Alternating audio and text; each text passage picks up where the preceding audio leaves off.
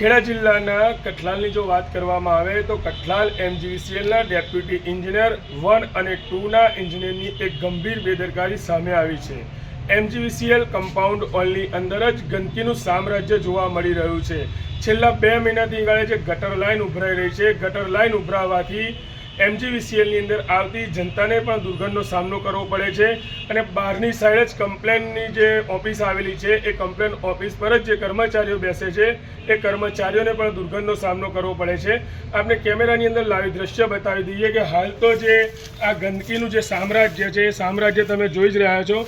જે ગટર લાઇનનું જે પાણી છે, ગટર લાઇનનું પાણી પણ ઉભરાઈ રહ્યું છે અને કચરો પણ અહીંયા ઢગલો કરવામાં આવે છે। કોઈ પણ જાતની સાફ સફાઈ કરવામાં આવતી નથી અને હાલ તો જે આ ગંદકીને લઈને અહીંયા જે એમજીવીસીએલના કર્મચારીઓ છે, કર્મચારીઓને પણ દુર્ગંધનો સામનો કરવો પડી રહ્યો છે।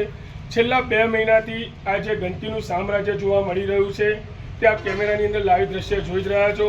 હાલ તો જો ખાસ કરીને વાત કરવામાં આવે તો હાલ તો જે આ ગંદકીનું જે સામ્રાજ્ય છે એ સામ્રાજ્યને લઈને હાલ તો રોગચાળો ફાટી નીકળશે તો તેનું જવાબદાર કોણ રહેશે? કેમેરામેન રેહાન બેલીમ સાથે ઇમરાન વોરા, લાઈવ 24 ન્યૂઝ, ખેડા, કઠલાલ।